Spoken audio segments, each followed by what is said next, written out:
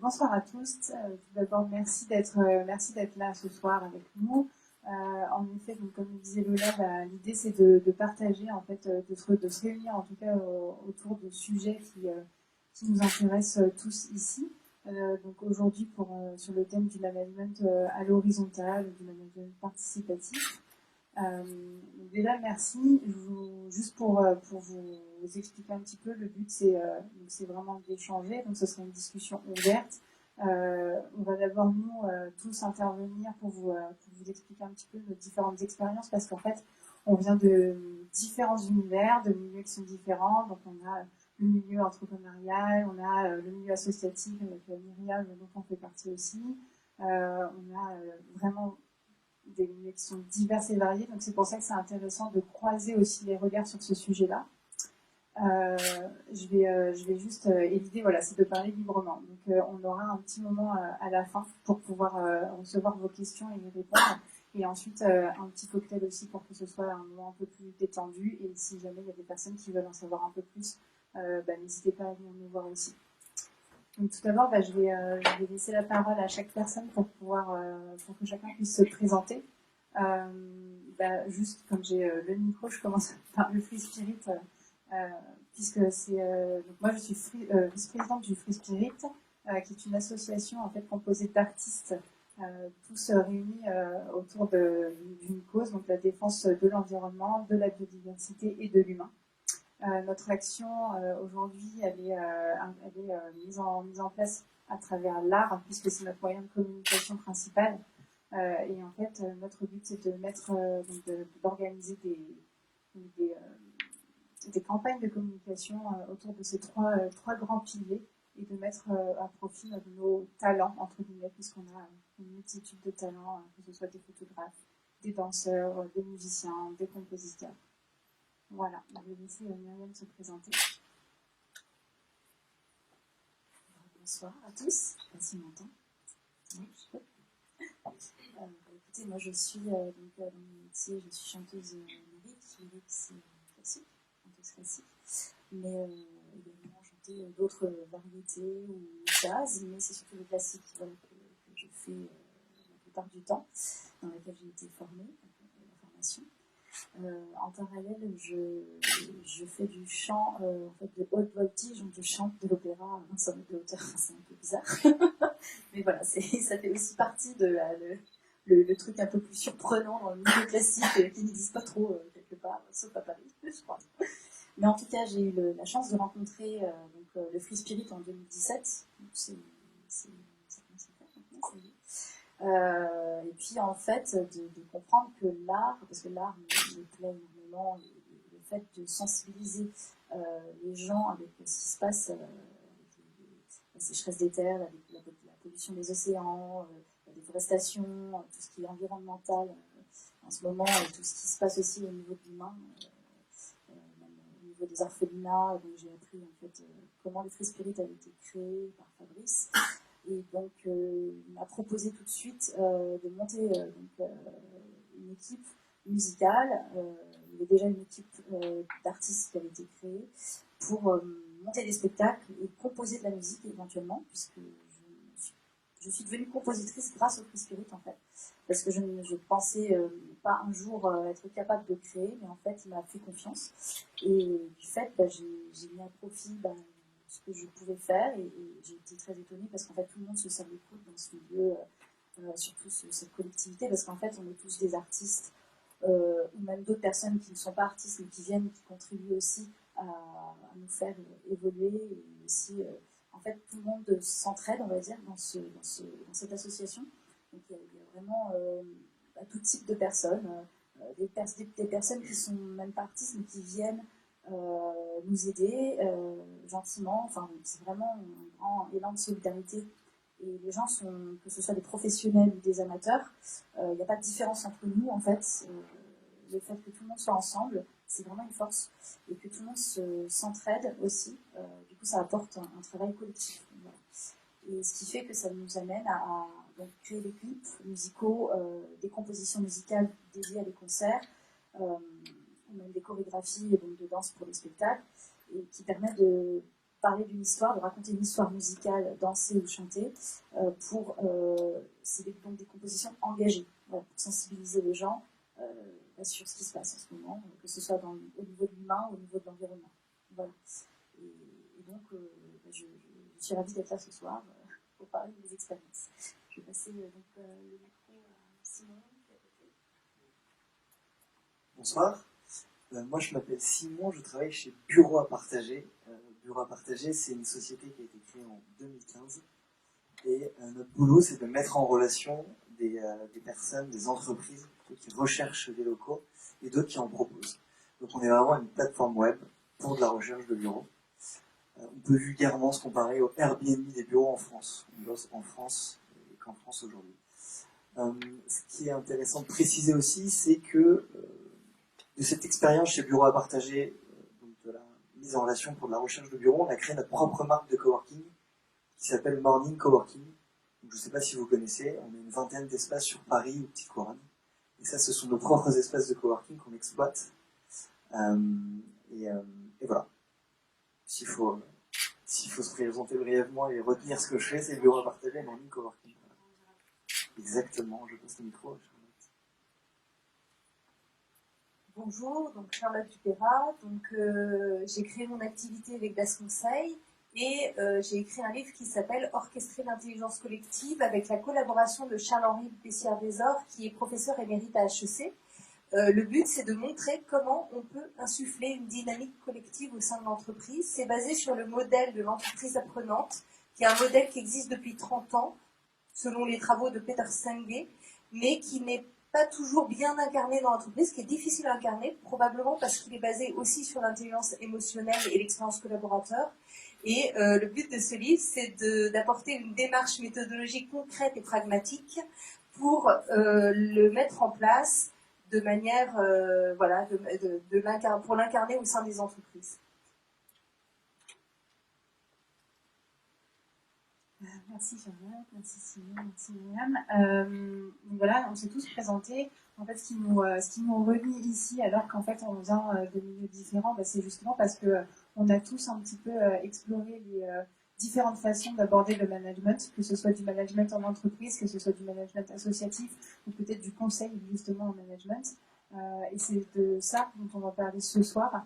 Parce qu'en fait, justement, on dit management participatif, on dit management à l'horizontale. En fait, il y a plein de noms. On a entendu intelligence collective, co-création. Il y a plein de noms, en fait, pour parler des managements alternatifs. Et c'est aussi parce que l'environnement entrepreneurial, toute l'organisation évolue, la société évolue. Et il faut bien développer d'autres façons et d'autres techniques, en fait, d'organiser les interactions au sein d'une structure. Je dis bien au sein d'une structure parce que nous, on est dans une association, donc ça ne s'applique pas au milieu entrepreneurial, mais ça, je sais que ça se fait, notamment dans celle de Simon, par exemple. L'idée, c'est qu'on aborde plusieurs points, en fait. Déjà, qu'on vous explique un petit peu, nous, comment ça se passe chez nous, comment on définit ces types de management alternatifs, qu'on vous illustre aussi comment ça se met en place concrètement à travers des exemples et des projets. Et puis peut-être qu'on aborde aussi soit les limites de ces modèles-là, soit les façons d'améliorer, parce que l'amélioration est continue et qu'on cherche encore aujourd'hui le meilleur moyen d'aborder le management. Donc voilà, c'est toutes ces questions-là qu'on va aborder. Après, dans quel sens, je ne sais pas. On verra comment aussi on interagit ensemble et comment on se répond, parce que justement, nos expériences sont complémentaires.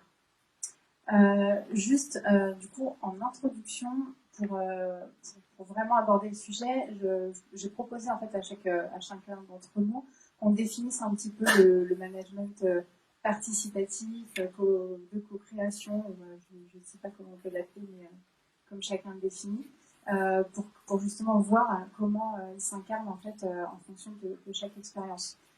Nous, au sein du Free Spirit, on appelle ça plutôt la co-création. Alors la co-création, parce que forcément on est une asso d'artistes, donc on va parler de création. Et pour nous, en fait, l'idée, c'est qu'il existe au sein de chaque personne un talent qu'on essaye d'aller chercher. En fait, on va aller puiser le talent au fond de chaque personne et on va essayer de le faire ressortir. C'est vraiment ça qui nous motive au sein du Free Spirit et c'est ce pourquoi aussi les artistes vont nous rejoindre.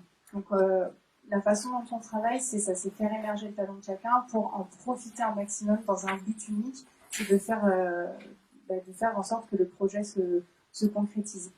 Donc ça, c'est vraiment notre façon de travailler. Après, pour travailler de cette façon-là, il y a des valeurs qu'on essaie de respecter et en tout cas qu'on essaie de véhiculer au sein de notre association et qui sont nécessaires pour mettre en place ce type de management. Il y a forcément la confiance, parce qu'en fait, sans confiance, on peut pas appliquer ce type de management.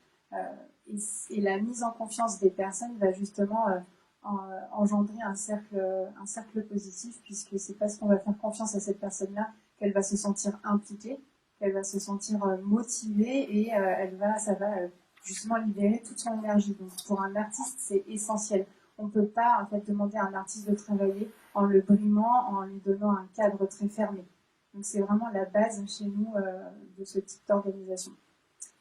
Après, il y a le respect aussi, parce qu'en fait, le respect est très important dans le sens où, étant donné qu'on fait confiance à chaque personne et que pour nous, chaque personne a le droit de s'exprimer, le respect, c'est fondamental. Il va falloir qu'en fait, chacun se respecte soi-même pour pouvoir laisser la parole libre.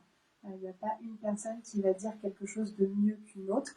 Et justement, c'est parce que les personnes qui interviennent sur le projet vont s'exprimer de manière différente qu'elles vont s'enrichir les unes les autres.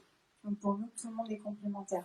Il n'y a pas c'est en ça qu'il n'y a pas de hiérarchie chez nous où il y a une personne tout en haut qui va nous dire bah, toi c'est bien ce que tu dis, toi par contre t'as tort. Non, ça va être j'ai des visions différentes de voir les choses et voilà, je les exprime et on se complète. Et la troisième valeur pour nous qui est fondamentale, bah, c'est l'humilité, parce que justement c'est essentiel de porter d'être humble en tout cas pour pouvoir accepter tout ça. Quelqu'un qui ne peut pas accepter ce genre de fonctionnement ne peut pas adhérer, je pense, à ce système d'organisation.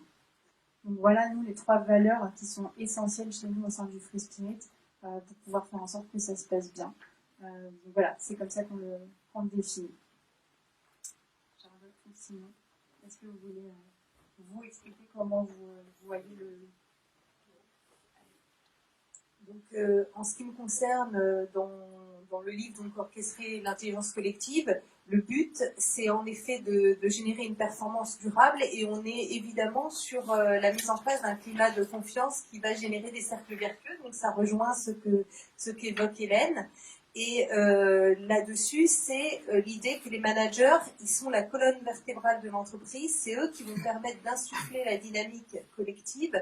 Donc, l'idée, c'est qu'ils puissent poser un cadre, parce que moi, je crois à la liberté, mais à la liberté structurée, donc la structuration de l'espace de liberté.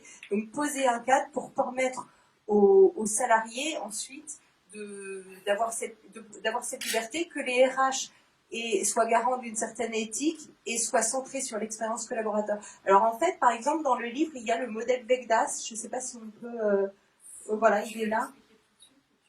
D'accord, on l'expliquera plus tard. Je vais laisser la parole à Simon. Donc l'idée, c'est une performance durable qui est basée sur des cercles vertueux. Je suis tout à fait aligné avec ce que vous disiez, notamment sur la confiance. Je pense que le point le plus important, si on parle de management participatif, ça va d'abord se jouer sur la confiance. Si on fait confiance à ses collaborateurs, à ses collègues, quels qu'ils soient, on va pouvoir avancer, on va pouvoir gérer les choses par projet. On en parlera un peu plus tout à l'heure. Nous, on fonctionne énormément par projet chez les bureaux à partager. C'est avec des personnes qui vont guider certains projets et en fait, on va s'aligner sur ces leaders de projet. C'est comme ça qu'on fonctionne. Pour vous donner une définition très rapide du management participatif, selon moi, c'est quelque chose qui vient vraiment en opposition du management justement pyramidal de ce management hiérarchique en fait avec seulement quelques personnes en fait qui prennent les décisions et qui décident pour tous les autres.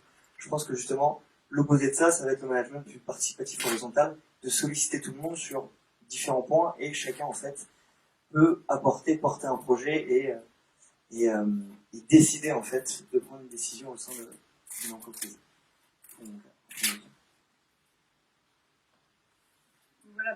Voilà, justement, il y a plusieurs façons, je pense, de le définir, mais il y a toujours quelque chose qui se réunit, c'est il y a des notions en tout cas qui sont, je pense, communes. La confiance, la mise en confiance, le respect. Donc, je pense que c'est des choses qu'on va forcément retrouver. Du coup, peut-être que Charlotte, tu veux justement commencer toi par expliquer, en expliquant en profondeur comment ça se passe, comment tu. Je peux expliquer Ouais, exactement. Et après, comme ça, je pense que tu expliques ton modèle et nous, après, concrètement, ça serait bien de voir comment ça se passe dans une entreprise, comment ça se passe dans une association, parce que c'est peut-être pas les mêmes problématiques et les choses peuvent être différentes. Donc, le modèle Vecdas, je laisse Donc en fait, ça résume bien ce qu'il y a dans le livre, mais vous verrez, il y a toute la démarche dans le livre. En fait, l'idée, c'est que l'intelligence collective, c'est avant tout une démarche méthodologique où il faut que les actions soient bien cohérentes entre elles et se coordonnent bien entre elles pour faire sens. Et donc, il ne suffit pas d'agir, il ne suffit pas, par exemple, de faire des ateliers de design thinking, il faut que l'ensemble des actions entre elles prennent sens. Et donc, c'est là où il y a une idée de démarche. Donc j'ai créé le modèle Vecdas qui est dans le livre. Et en fait, l'idée, c'est que d'un côté, on a le terrain avec quelle est l'expérience de mon collaborateur, qu'est-ce qu'il éprouve, donc là, on est dans l'intelligence émotionnelle parce que l'émotion, c'est ça qui va faire bouger la personne et qui va en fait être lié à son engagement. Et donc comprendre cette expérience collaborateur pour comprendre le climat de confiance. Et au niveau de la chaîne managériale, c'est important que les managers soient une vraie équipe, soient dans la cohésion et puissent poser un cadre. Donc ils sont dans la réflexion, ils sont dans le recul, ils vont poser un cadre et donc c'est important que les salariés acceptent qu'ils ne soient pas dans l'opérationnalité tout le temps. Donc tout ça c'est un processus long et l'important aussi c'est de savoir finalement quelle est l'intention de l'univers dans lequel je suis, quelles sont les externalités positives ou négatives. Et quand par exemple il y a des cercles vertueux, finalement il y a un enthousiasme qui se crée en mayonnaise qui va entraîner les gens, générer une mobilisation collective. Donc voilà à peu près. Et donc en fait, voilà ce que... Merci beaucoup. Du coup, est-ce que tu veux expliquer un petit peu comment vous vous mettez en place? Ouais, c'est des exemples. Ok, allez. Je vais vous donner des exemples un peu concrets de nous, comment ça fonctionne au sein de notre boîte, qui sont assez intéressants et marrants. On a 2-3 habitudes qu'il faut faire. C'est que tous les vendredis, ça va reprendre un petit peu tout ça, vous allez voir. Tous les vendredis, on doit envoyer à son manager supérieur, son coordinateur, on dit, le manager, coordinateur. On doit envoyer un mail pour résumer un peu sa semaine, et aussi pour donner une idée. L'idée du vendredi, ça s'appelle.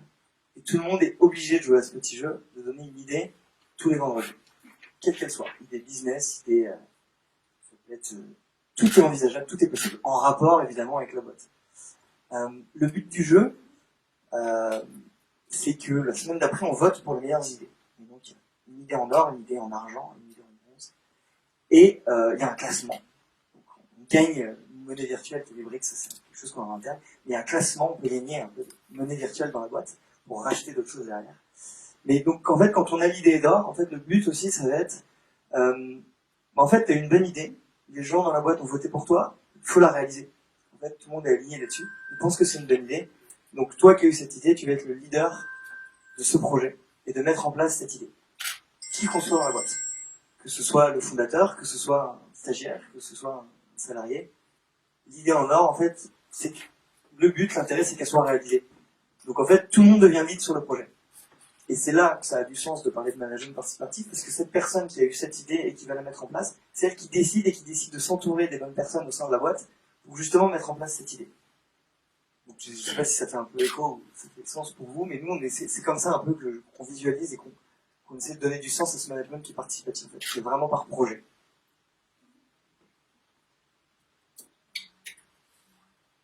En fait, je rebondis sur ce que tu dis parce que juste pour expliquer, et après je laisserai la parole à Myriam pour concrètement vous montrer comment ça s'est passé à travers l'un de nos projets.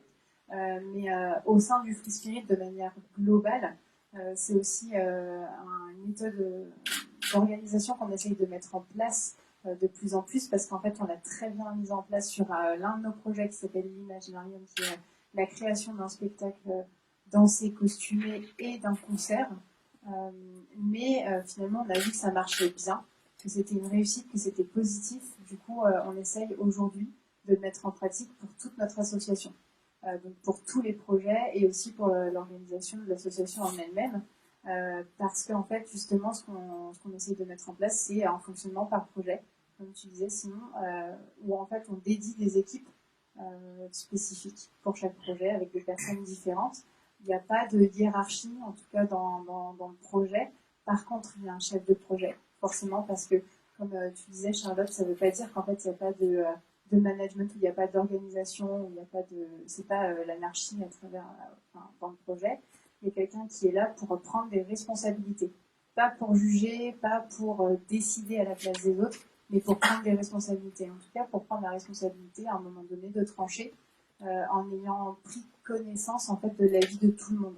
Cette personne, en fait, elle va écouter chaque personne, elle va écouter tout ce qui en ressort et elle va prendre une décision. C'est comme ça qu'on fonctionne, c'est comme ça qu'on essaie de fonctionner le plus possible en tout cas. Donc chaque personne est libre en fait de s'exprimer, libre de proposer des idées, comme tu dis, et c'est en discussion collégiale qu'on va prendre la décision de suivre tel chemin ou tel chemin. Voilà, nous aujourd'hui, comment au sein du Free Spirit on s'organise et comment on gère nos projets. On l'a fait à travers, comme je le disais, notre projet Imaginarium. Je vais laisser Myriam vous expliquer, parce que Myriam a chanté justement et a organisé, elle était chef de projet sur ce gros projet de concert. De mon côté, moi j'ai plus eu le volet Imaginarium, spectacle dansé, costumé, parce qu'au sein du Free Spirit, je suis aussi danseuse. C'est de cette façon qu'on a, juste pour faire un petit résumé sur ce projet de création de spectacle, c'est un énorme projet parce qu'en fait on était à peu près plus de 150 artistes mobilisés pour créer vraiment un spectacle dansé costumé qu'on a joué 2 fois au Théâtre de la Madeleine à Paris avec une salle complète. Donc, c'est pour ça que je dis que c'était un succès. La spécificité de ce projet, c'est qu'en général, quand on monte un spectacle, il y a toujours un directeur artistique qui gère et qui va driver tous les tableaux qui vont créer ce spectacle. Ici, il n'y avait pas de directeur artistique. Donc, il n'y avait personne pour dire sur ce tableau, je veux ça, sur ce tableau, je veux ça. Personne pour gérer les danseurs, sachant qu'en plus, les danseurs sont des très fortes personnalités. Qu'au sein du Free Spirit, on a toute une multitude de danses. On n'a pas une danse précise, on ne fait pas que du classique, que du modern jazz. Voilà. C'est ouvert à tout le monde, donc chacun vient avec son propre style de danse. Chacun vient avec ses expériences et son niveau de danse spécifique aussi. On n'a pas que des pros, donc on est tous mélangés. Donc voilà pourquoi il faut faire preuve d'humilité aussi, c'est savoir qu'on va danser avec d'autres personnes. Et malgré tout, c'est un projet qui a eu le jour, qui s'est produit 2 fois. Donc on a vraiment réussi avec ce modèle-là. On travaillait en fait en groupe, où chaque petit groupe de danseurs travaillait ensemble. L'idée c'était de créer une chorégraphie cohérente, ce qu'on a réussi à faire puisqu'il y avait une histoire à raconter. Donc voilà, l'idée c'était vraiment de s'écouter les uns les autres, d'écouter des propositions chorégraphiques de chacun, de tirer ce qui était le meilleur de chacun et au final d'en créer une très cohérente. Donc je pense que c'est ce qu'on a réussi à faire puisqu'on a réalisé. Et c'est pas pour ça que ça a été l'anarchie, parce que voilà, il y a toujours eu comme une sorte de chef de projet dans chaque groupe où il y avait un responsable tableau qui était là pour dire bon bah maintenant ça suffit, on a assez discuté, on a évoqué toutes les idées, bah voilà, j'ai entendu tout le monde et comme j'ai entendu tout le monde, je pense qu'on peut aller dans cette direction. Voilà comment on a travaillé sur ce spectacle-là. Et ça a été un succès, donc on a renouvelé sur le concert et je laisse Myriam vous expliquer comment on a travaillé plutôt avec les musiciens et les compositeurs. Je vais rejoindre ce que tu dis. On a eu le même réflexe, je crois, parce que c'était pareil, on avait une vingtaine de tableaux à créer, donc à composer, en fait. Nous, c'était au niveau... on avait mis un chœur, donc j'ai monté un groupe de 20 chanteurs qui faisaient donc le chœur, et on avait peut-être 10 compositeurs qui composaient. J'ai donc la chance de rencontrer de nouvelles personnes, mais en soi, on avait donc laissé donc la coordination du groupe et l'organisation, mais qui n'en était pas une parce que tout le monde s'organisait entre nous, même si je lidais un petit peu, entre guillemets, ce qui n'était pas du tout du lead non plus, c'était de l'écoute. Malgré tout, c'est vrai que voilà, je coordonnais malgré tout donc, tous les tableaux.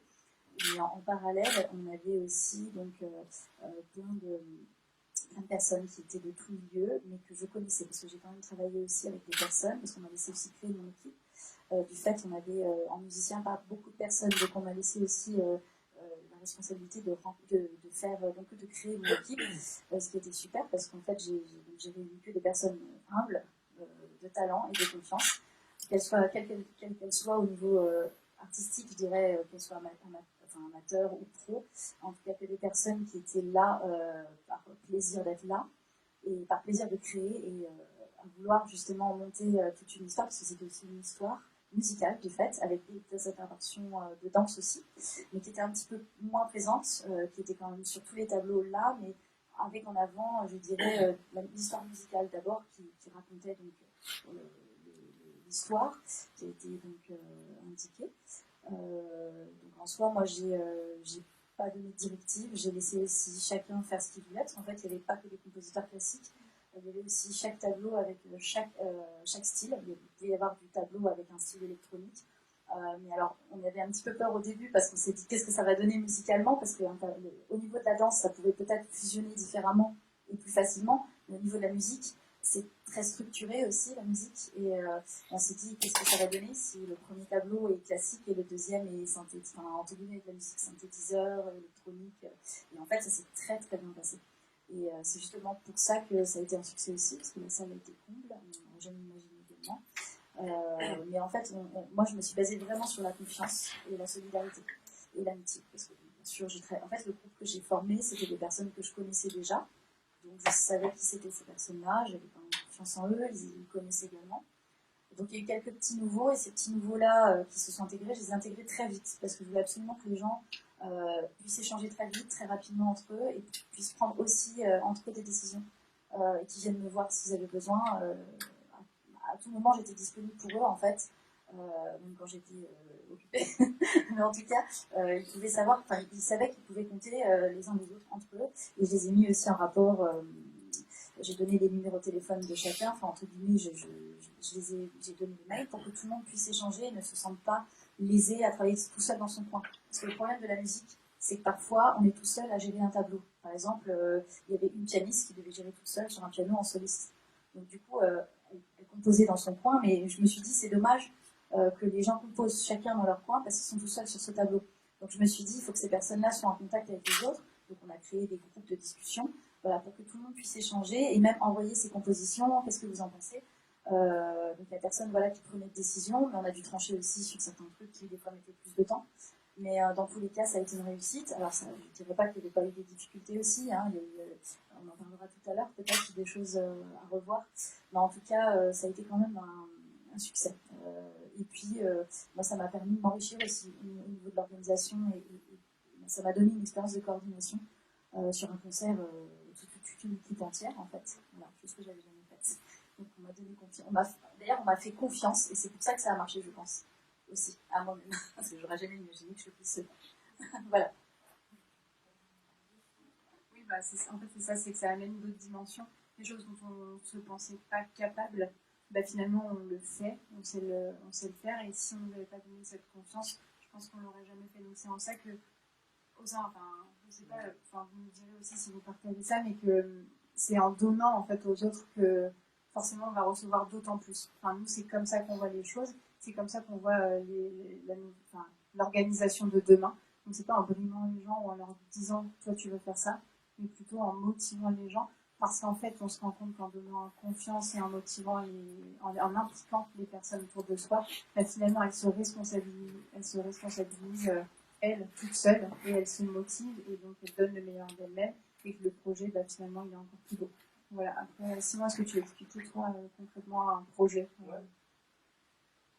C'est exactement ça, sur la responsabilisation en fait. Je pense que tout se joue là-dessus. Quand on se lance dans un projet, on va s'entourer, on va responsabiliser les autres, nos collègues du coup, sur ce projet-là. J'ai un projet moi qui me vient, qui est assez sympa, c'est que, donc, comme je vous le disais tout à l'heure, on a des espaces de coworking à Paris, et il y a une fameuse idée d'or, donc superbe idée, qui était de dire il faudrait qu'on soit les premiers qu'on fasse un coworking green, qu'on soit plus green dans nos espaces de coworking.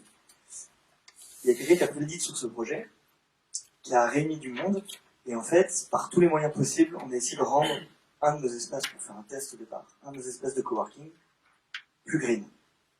Et donc là, réunion brainstorm, et tout le monde dit ce qu'il a envie de dire.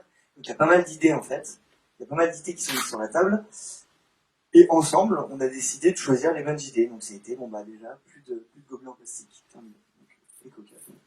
Que des tasses, c'est que des choses comme ça. Donc on a anéanti le plastique dans un de nos espaces pour faire des tests. C'est parti de ça. Après il y a eu, il y a quelqu'un qui connaissait une boîte qui faisait des urinoirs sans eau, donc on allait un peu loin dans certains trucs. Mais donc, on a installé des urinoirs sans eau, économie d'eau. On a fait de la com, on a fait du buzz sur justement une semaine, on appelait ça la semaine du climat. C'est-à-dire que cette semaine-là, il y avait des petits jeux concours qui étaient organisés au sein du coworking, justement pour, si par exemple on se pointait avec sa tasse de café le matin, qu'on avait en fait gardée sur son bureau, là on avait moins 50% sur le prix du café. Parce qu'on n'arrivait pas avec, on ne demandait pas une tasse directement ou un verre directement au coffee. C'était plein de jeux comme ça. On a fait une semaine de l'environnement, et en fait ça a été un succès, et donc ce projet a été l'idée par une personne qui a eu cette bonne idée. Il était entouré de 26 personnes, donc on était hyper nombreux sur ce projet. Toutes les idées étaient possibles et imaginables. Nous, le but du jeu, ça a été de se poser et de se dire, ok, ça on fait, ça en fait, ça va être trop long, ça va être trop cher, ça va être trop compliqué.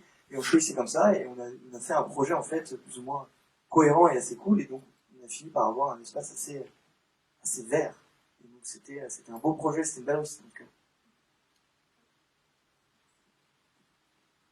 Moi, je rebondis juste après, je sais pas, Charlotte, si tu voudras en parler, mais tu as dit quelque chose d'intéressant qui est le fait de tester aussi. Je trouve que c'est important.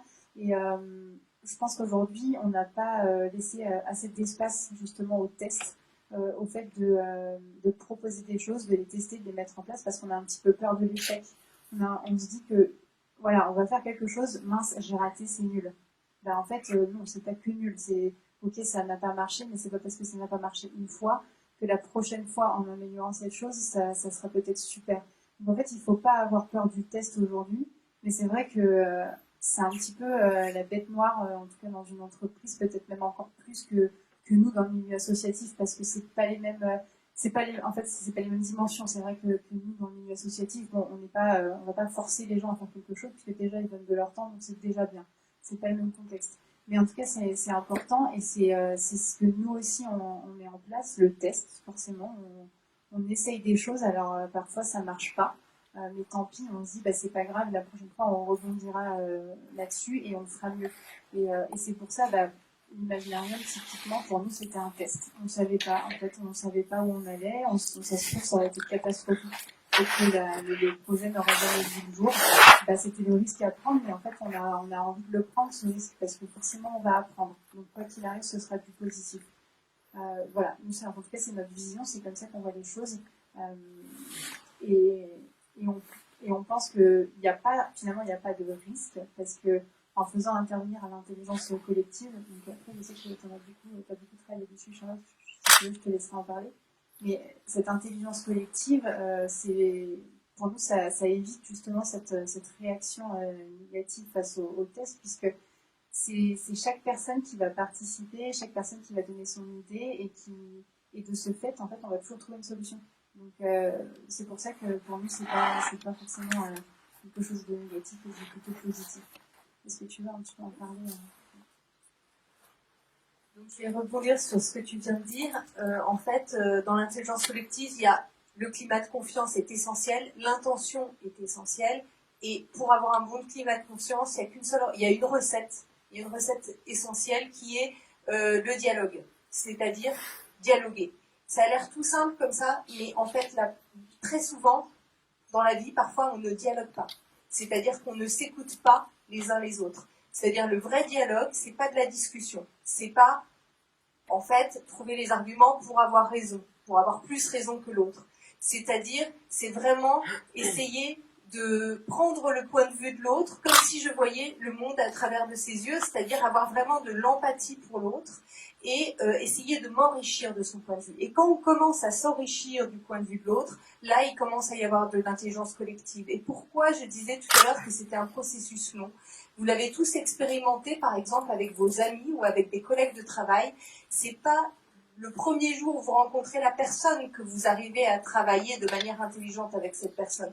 C'est au bout de quelques mois, quand vous avez réussi à vous accorder à cette personne, vous accorder à sa personnalité, à prendre en compte en fait ce qui fait que vous allez tous les deux bien travailler ensemble, c'est-à-dire prendre en compte aussi ses spécificités à elle. Et en fait, l'intelligence collective, ça amène à accepter le fait que les gens soient différents et des talents différents et fonctionnent différemment. Moi, j'interviens par exemple dans les startups pour aider des gens dans les startups à s'accorder les uns et les autres. Par exemple, les associés. Et ben en fait, c'est vraiment basé sur le dialogue. Et souvent, c'est des malentendus ou des tensions qui se sont créées sur un petit mot qui a été dit un jour et qui a blessé l'un ou l'autre. Ou bien des divergences de vision, mais dont ils ne réalisaient pas parce qu'ils n'avaient pas discuté dessus. Voilà, donc le dialogue, c'est essentiel. Et on ne dialogue pas assez. Et je crois que dans les entreprises, il faudrait des réunions en équipe où on réfléchit ensemble à est-ce qu'on fonctionne bien en équipe. Juste sur le dialogue. Comment on pourrait fonctionner mieux? On oublie les KPI, on oublie les livrables, et on tient compte du fait que les gens sont différents. Et il y a des gens qui ont besoin de plus de temps, qui ont besoin d'un rythme différent, etc. Enfin, on prend en compte l'autre dans le respect. Bah, c'est quelque chose de super important et qui nous parle nous aussi au sein du Free Spirit, parce que c'est pour ça que je disais tout à l'heure qui est le Free Spirit. C'est une association composée d'artistes, mais tous différents. En fait, on ne dit pas tiens, on va choisir que les meilleurs parmi tous les danseurs ou que les meilleurs parmi tous les compositeurs. Non, en fait, c'est ouvert à tout le monde, peu importe son niveau, peu importe qu'on soit débutant ou expert. En fait, chacun va apporter quelque chose.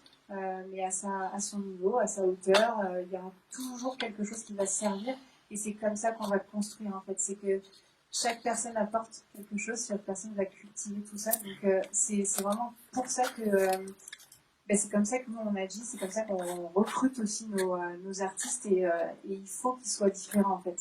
C'est ça qui fait la richesse des projets. Je sais que alors dans l'art c'est hyper important, sûrement en entreprise aussi. Mais dans l'art, c'est fondamental. C'est vraiment cette mixité qui va faire que notre projet va être riche. Après, il faut savoir aussi l'organiser pour pas que ça fasse quelque chose de cacophonique. Mais ça, c'est le management. C'est juste la base, c'est le management. Après, qu'il soit co-créatif, horizontal, peu importe, ça, c'est un autre problème. Mais c'est ça pour moi le management. C'est ce talent-là.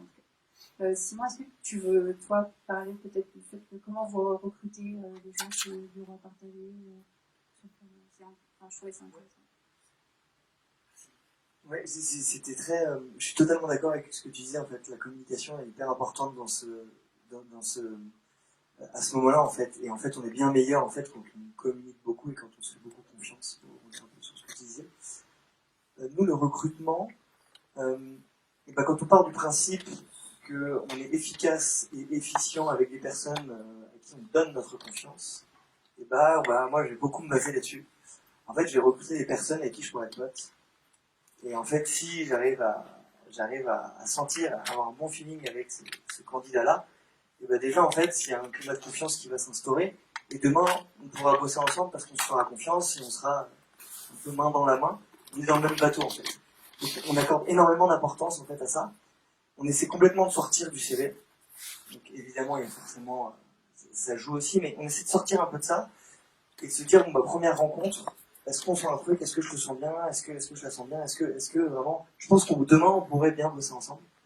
Est-ce qu'on est aligné sur certaines valeurs, etc. Et on se base pas mal là-dessus. Donc ça peut être un peu particulier, hein, mais en tout cas, nous, ça a toujours marché comme ça. On est 120 aujourd'hui. Ça fait une bonne bande de potes. Mais on sait quand même que ça. On est très jeunes. Il y a une photo, on a environ 30 ans de moyenne d'âge. On est assez jeunes, mais ça ne veut pas dire que des jeunes. Mais maintenant, on a à peu près 30 ans de moyenne d'âge. Voilà, mais du coup, ce qui serait intéressant aussi, c'est de voir justement, donc là on parle de tous les côtés positifs et on parle de la façon dont on a mis en place nos structures et notre organisation. Après, effectivement, mais évidemment qu'on a rencontré des difficultés où il y a des choses à améliorer. Parce que c'est justement des choses qui sont encore en train de s'installer. Donc il y a des petites barrières qu'on rencontre. Je propose que chacun peut-être explique les difficultés que chacun a rencontrées, puis comment justement on essaye de les améliorer, de trouver des solutions.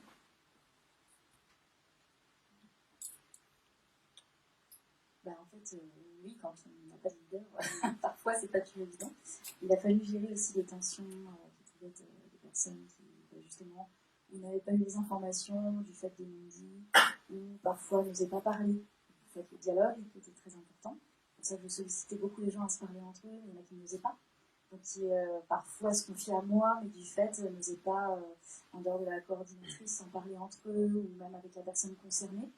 Donc je pense que dans ce type de management, en fait, je pense que ce soit artistique ou en entreprise, je pense que le plus important, c'est que tout le monde s'entraide, en fait, même à ce niveau-là, même au niveau des tensions qui pourraient être amenées à arriver, qu'elles ne reposent pas sur la personne qui est la coordinatrice ou d'autres personnes qui guident un petit peu dans le sens d'écouter ou d'entendre et d'essayer de trouver des solutions. Je pense qu'on est tous capables de trouver des solutions, en fait, pour aider tout le monde. Je pense que c'est l'entraide qui va être la solution. Parce que on est tous différents et on a tous des moments où on est blessé ou vexé pour X raisons. On n'a peut-être pas dit ou on n'ose pas le dire, ou même si on en parle que ça ne fonctionne pas. Eh bien, les gens qui sont à côté ou dans l'écoute, si ils ont entendu parler de cette situation, je pense qu'ils pourraient aider à trouver une solution très rapidement, parce qu'en fait, ça fait perdre du temps et ça changerait vite l'atmosphère, je pense, de confiance qui pourrait basculer vite et après, en effet, peut-être amener à ce que le projet échoue si justement il y a eu un non-dit et que la chose s'est un peu pris des proportions et que personne n'a parlé et que finalement tout le monde se braque et qu'après ça passe capoter certaines choses qui ne permettent même pas d'évoluer, faire évoluer le projet dans les points positifs qui étaient au départ. Donc je pense que oui, l'entraide et là encore le dialogue joue dans tout ce qui est, parce que moi j'ai rencontré des tensions de personnes, des informations qui sont arrivées après. Donc là aussi, il faut vraiment ne pas hésiter à informer dès le départ si le projet est lancé et à mettre au courant de tout ce qui doit être su sur pour le bon déroulement, en fait, que ce soit de la création ou que ce soit un projet d'entreprise. Moi, je sais que j'en suis contente aussi, même si j'ai fait des erreurs, parce que tout le monde fait des erreurs. Au niveau de l'organisation, j'ai pas été optimale parce que j'avais jamais géré ça. Mais par contre, maintenant, je sais comment me comporter différemment, même si j'ai mis le meilleur de moi, mais je sais que je pourrais faire mieux. En fait, j'ai réussi quand même à garder une certaine cohésion d'équipe du fait de la confiance, de l'amitié et de la solidarité, de les avoir sollicités pour certains à parler. Ou d'avoir parlé à leur place. J'ai fait un peu la médiatrice. Ça m'a pris beaucoup d'énergie, je ne regrette pas du tout, parce que j'ai fait avec amour. Mais je pense que certains ont compris qu'il fallait qu'ils parlent, en tout cas, pour ceux qui parlaient le moins. Et même s'ils ont du mal à parler, bien que ceux qui soient autour à parler ou qui soient à l'écoute viennent aider ces personnes-là. Voilà, l'entraide est très importante, je pense. Oui, c'est vrai, l'entraide est très importante. Et moi, je rajouterais pour nous la transparence, parce que, en fait, finalement, c'est ce qui a bien fonctionné chez nous aussi, c'est que nous, quand quelqu'un arrive au sein du Free Spirit, en fait, on est transparent. Voilà, on dit, voilà, ça se passe comme ça.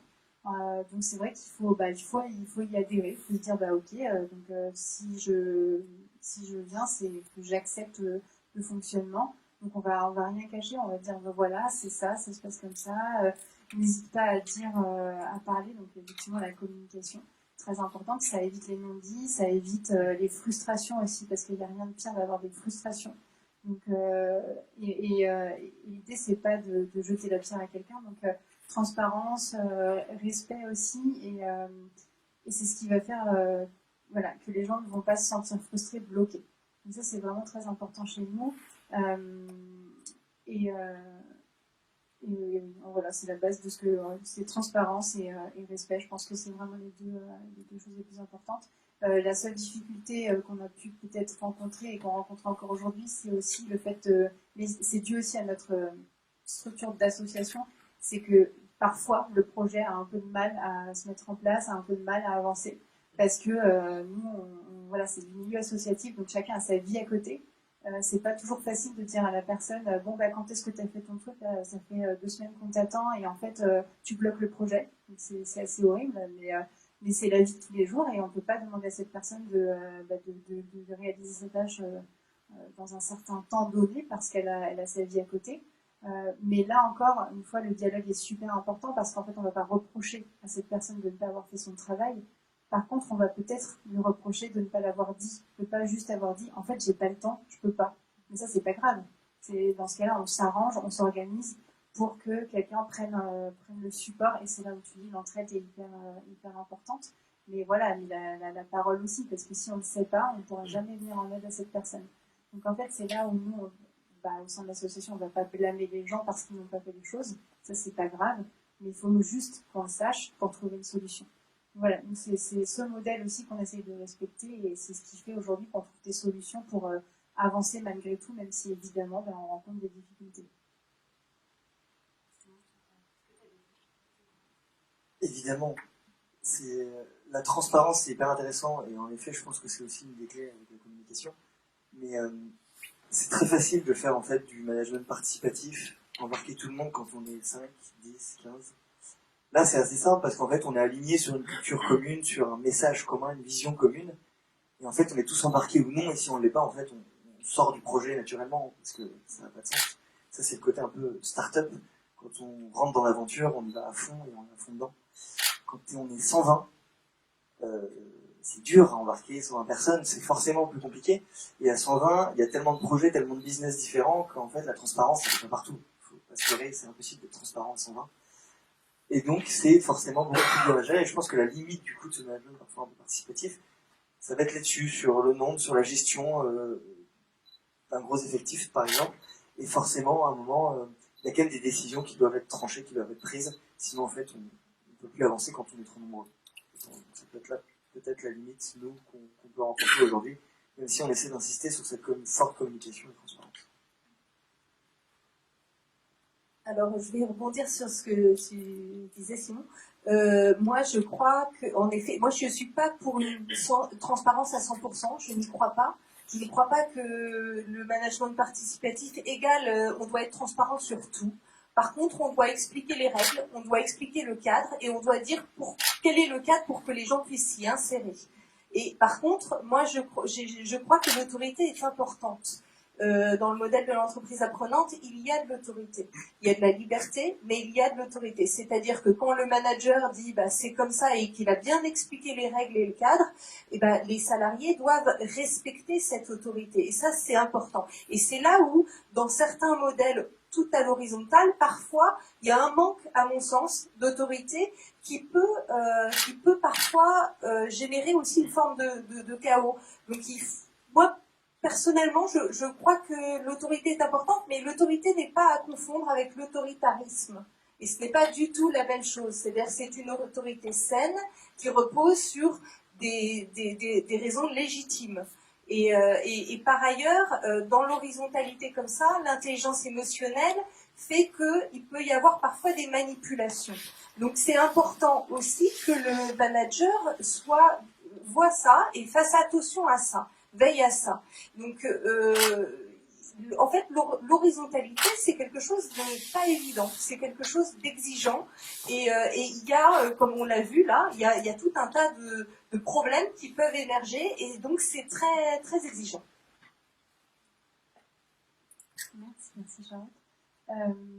Voilà, moi je ne sais pas si vous vouliez peut-être proposer un mot de la fin avant qu'on puisse vous passer aussi la parole si vous avez des questions sur des points un peu précis sur lesquels vous voulez qu'on revienne, parce qu'on a peut-être passé vite. Voilà.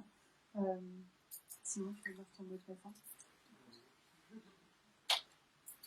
Oui, pour revenir du coup oui, sur ce management horizontal et participatif, non, je pense qu'il n'y a pas vraiment de recette précise en fait. C'est un mélange de pas mal de choses. Il y a quand même quelques notions qui sont revenues entre communication, un peu de transparence, mais surtout confiance. Moi, je reviendrai surtout sur ce mot, la confiance. Je pense que c'est un peu la clé d'un management horizontal, si on peut l'appeler comme ça.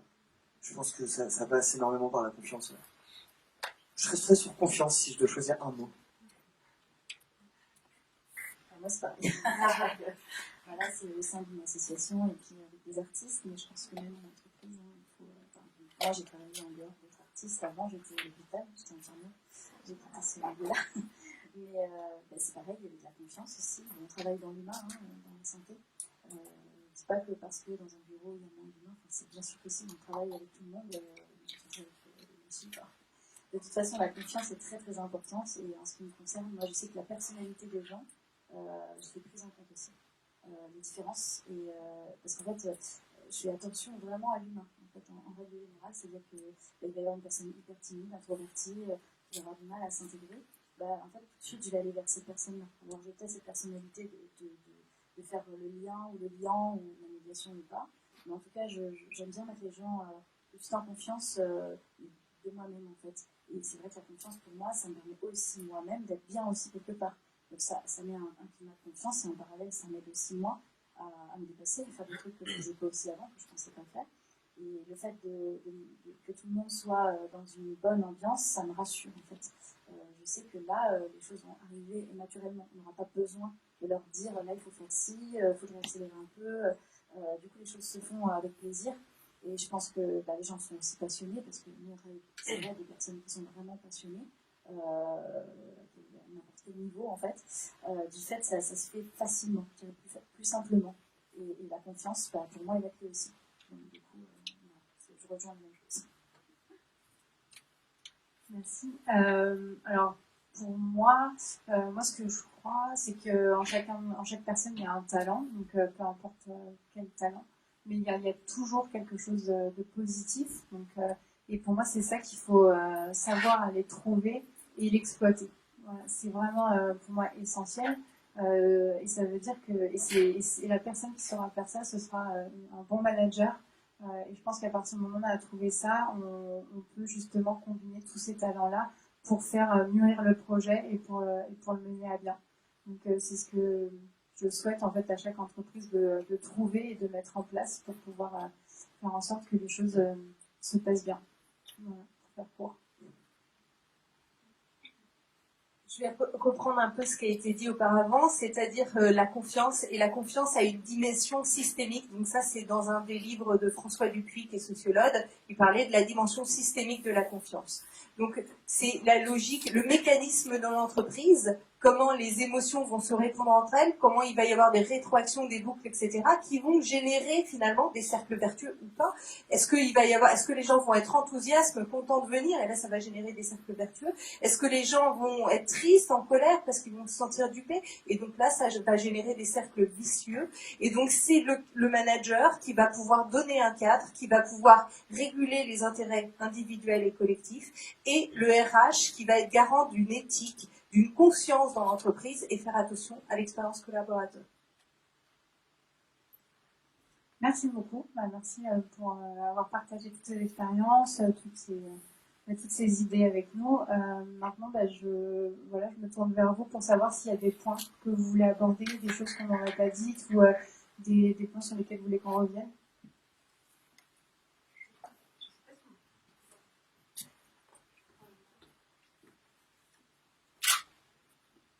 Alors, vous avez évoqué la question de la taille des entreprises. Et moi, j'avais aussi une question qui s'adressait plutôt à vous sur la question de la taille. Est-ce que ça peut être vraiment mis en place et surtout comment dans une entreprise qui est beaucoup plus grande? Enfin, à quelle taille est-ce qu'on commence à sentir des vraies difficultés et comment les surmonter?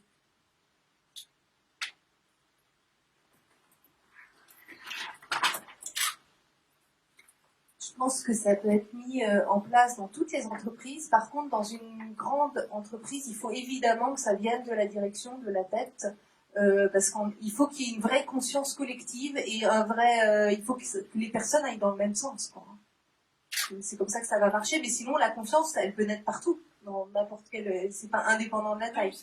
Oui, mais c'est justement l'organisation. Voilà, c'est plus ce que je me disais. Enfin, on sait très bien que dans une grande entreprise, il y a forcément des équipes où il y a une vraie confiance. Ça ne veut pas dire que ça soit généralisé partout. Donc, c'était plus la question de savoir comment.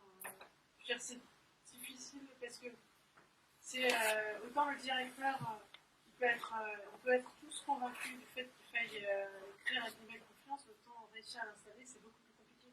Alors je pense que c'est beaucoup plus difficile. Enfin, le directeur peut très bien dire il faut créer un climat de confiance, mais ça va être beaucoup plus difficile de le créer en pratique parce que c'est pas que des mots, c'est justement tout ce que vous avez dit, et tout le dialogue qui est autour, toute la. C'est vrai que c'est plus laborieux dans une grande taille d'entreprise. Du coup, moi, ça me fait. Après, c'est notre expérience à nous qui sommes une petite boîte assez récente et qui est devenue. On est ce qu'on est aujourd'hui, on est 120. Je pense que c'est très culturel en fait. Dans le sens où nous, on est.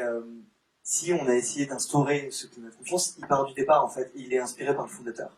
C'est la personne en fait qui crée l'entreprise, qui crée les habitudes, qui crée la culture, les valeurs et la vision dans la boîte. Et ça, nous, ça va perdurer. Typiquement, pour notre exemple à nous, c'est l'exemple que j'ai. C'est-à-dire que, étant donné qu'il est encore là et que c'est vraiment sa boîte et il a instauré ses règles qui sont encore présentes aujourd'hui, c'est soit on rentre en fait dans ce mode-là, dans ce bateau-là, et voilà, ça se fait assez naturellement. Ça se fait assez naturellement jusqu'à aujourd'hui. En tout cas, pour notre exemple à nous, c'est comme ça que ça s'est créé en fait, et qu'on a ça aujourd'hui. Après, en effet, pour une grosse boîte. En fait, je rebondis, mais je pense que c'est pas forcément le nombre qui pose un problème. En fait, c'est comme tu disais, c'est une question de partage de valeurs communes. À partir du moment où les valeurs communes, elles sont insufflées du haut et elles sont transmises, et que les gens y adhèrent, ça se fait automatiquement. Mais peu importe qu'on soit 10 ou qu'on soit 120 ou plus, c'est ça qu'il faut savoir transmettre. L'exemple, c'est que nous, au sein du Free Spirit, en fait, on commence à peine à justement essayer de mettre en place cette organisation au sein de notre asso, alors qu'on l'a testé, mais sur des petits projets. Donc en fait, c'est pas forcément le nombre, c'est vraiment parce qu'on a ce partage de valeurs. J'ai le sentiment que votre question, c'était par exemple une grosse entreprise en modèle traditionnel classique, comment elle peut changer pour devenir tout à coup apprenante. C'est vrai que quand on duplique quelque chose, c'est plus facile. Par contre, je pense que c'est possible. Par contre, en effet, comme il y a plus de monde, il faut qu'il y ait une prise de conscience collective. Enfin, et puis en commençant par la direction.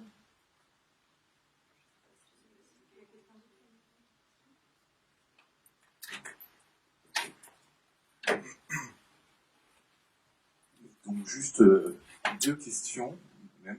Une première peut-être sur le rôle un peu différent du manager dans le cadre du management participatif. Vous reveniez dessus tout à l'heure. Vous disiez que parfois, parce que c'était des fonctionnements différents avec l'intelligence émotionnelle, il y avait aussi des stratégies de manipulation différentes de celles classiques qu'on peut avoir dans le management qui apparaissaient. Je vais prendre des exemples concrets. Ça peut être des effets de groupe. Il suffit qu'il y ait une personne charismatique, on va avoir un certain nombre de personnes qui vont se mettre derrière ces idées, et au final, on va avoir peut-être toujours le même petit groupe qui va revenir avec les idées. Il y a les questions d'égalité femmes-hommes qu'on pourrait aussi soulever, c'est-à-dire qu'un public égal composé de 50% d'hommes, 50% de femmes, en réalité, on s'aperçoit sociologiquement qu'il va y avoir plus de prise de parole des hommes et un temps de parole plus long également. Donc comment, en fait, on amène quelqu'un qui a managé de manière classique toute sa vie, sans forcément avoir les formations déjà sur ce sujet-là, à passer à un management qui implique de prendre en compte ces choses-là pour permettre justement à tout le monde de réellement parler, de réellement dialoguer. C'était la première question que j'ai. Et la deuxième question, elle porte sur la partie bureau à partager, où vous disiez tout à l'heure que vous mettiez en responsabilité des projets des personnes qui avaient des idées. Et du coup, comment vous les accompagnez c'est la vraie question que j'ai, parce que autant ça peut être une source de motivation de porter un projet dont on a une idée, autant ça peut être aussi une source de frustration si on sent qu'on n'a pas forcément les outils pour le faire. Donc, quel est l'accompagnement qui est derrière mis en place?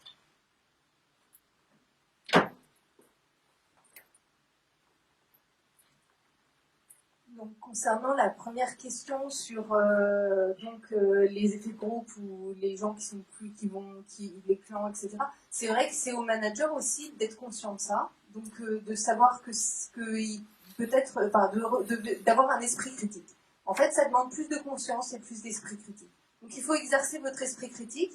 Et pour la deuxième question sur le sexisme, je pense que le sexisme, il est dans toutes les générations. Donc, ça peut concerner toutes les générations. Donc ça, après, c'est un problème, en effet, de pouvoir le dire, par exemple.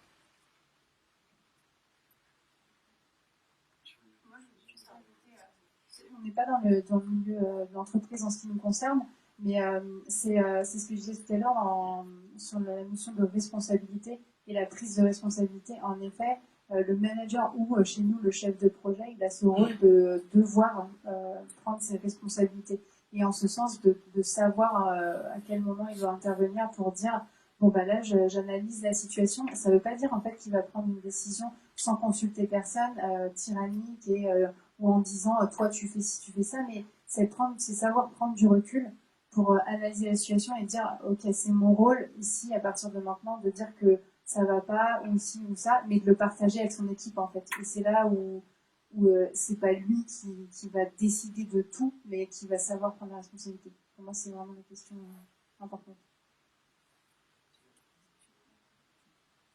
Ouais, pour revenir rapidement sur ta première question, il y a aussi une notion de management par le savoir, je pense, qui est hyper importante. C'est-à-dire que, en fait, celui qui va être le plus crédible, c'est souvent celui qui a le plus de connaissances sur un sujet donné. Donc ça peut rentrer aussi un peu en compte. Et en effet, le manager à l'ancienne, assez tyrannique, lui, oui, il y a un boulot à faire sur, en fait, il faut qu'il soit beaucoup plus à l'écoute, beaucoup plus bienveillant, il faut qu'il considère aussi les arguments des autres. Et en fait, ça va être un travail là-dessus. Si on n'est pas du tout dans cette démarche, je pense que c'est quasi impossible, en fait, de parler de management participatif si on n'est pas prêt à avoir tort, déjà. Je me permets juste un bémol, c'est pas une histoire d'âge et de génération. Il y a des personnes jeunes qui peuvent être tyranniques. Bien sûr, c'est pas du tout ce que je disais, mon Dieu. Non, bien sûr, évidemment. Ouais. Non, bien sûr. Ça répondait à ta question, à peu près ou... Sur la première question, oui. Et sur la deuxième question, sur comment vous accompagnez les personnes qui portent des projets, qui doivent porter des projets. Oui. Alors, pour la refaire, en gros, j'ai dit tout à l'heure, celui qui a une idée d'or doit la réaliser. C'est pas tout à fait ça. Le fonctionnement, c'est il y a un classement des idées qui sont données et n'importe qui peut réaliser une idée.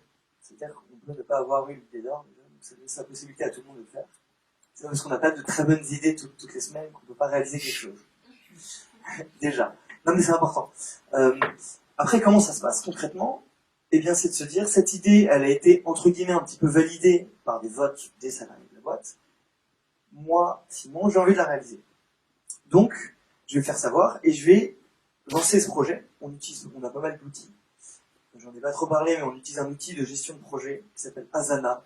Enfin, je fais pas de pub pour eux, mais en fait, on centralise tous les projets là-dessus et tout le monde a accès à ces projets. Donc là, moi, je vais créer ce projet sur Asana en décrivant un petit peu ce projet, donc en reprenant cette idée.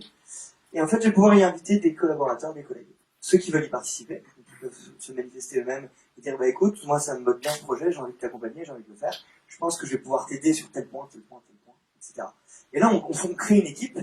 Et comme c'est moi qui ai lancé le projet, je vais avoir le lead un petit peu sur ce projet. Ça veut pas dire qu'on peut faire n'importe quoi. Il y a toujours du bon sens. Si je me lance sur un projet qui vaut 200 000 euros, évidemment, là, il faut que j'ai du bon sens. Si j'en ai pas, on va me dire, Simon, tu vois, c'est peut-être un petit peu cher. Voilà. Mais c'est un peu de bon sens, ça se fait assez naturellement, ça. Donc il y a en effet toujours quelqu'un qui va finir par trancher et dire, bah là, c'est peut-être un peu cher, on le fera peut-être l'année prochaine, peut-être un peu plus tard. Voilà, c'est peut-être pas la priorité. Mais ce projet-là, ok, vas-y, guide-le, mène-le. Je pense que tu devrais peut-être aussi contacte un tel qui lui va pouvoir t'aider sur ce projet. Il a des compétences, il a un savoir qui est intéressant pour toi aussi, ça va pouvoir t'aider, tu vas peut-être pouvoir aller plus vite sur développer ce projet, cette idée. En fait, c'est juste pour compléter ce que tu dis, en fait, c'est ça, c'est savoir aussi bien s'entourer. Ouais. En fait, on n'est pas tout seul. C'est la personne qui va avoir la bonne idée, elle va vouloir le faire. Par contre, effectivement, elle va pas pouvoir le faire toute seule et elle va pas porter sur ses épaules tout le projet. En fait, elle va juste devoir savoir de qui bien s'entourer. Et c'est en ça que c'est hyper stratégique et c'est ça qui est intéressant justement, c'est de se dire bah, sur qui je vais pouvoir capitaliser en fait. Et c'est de là où c'est important de savoir tirer le meilleur de chaque personne et que voilà, toutes les personnes sont complémentaires. Donc c'est pas, il faut pas le voir dans le sens où j'ai pris un projet, mince, je vais devoir l'assumer de A à Z. Bah non, parce que là, dans ce cas-là, tu retombes dans le système, c'est une personne qui dirige et puis mince, elle a tout le projet, elle doit le porter.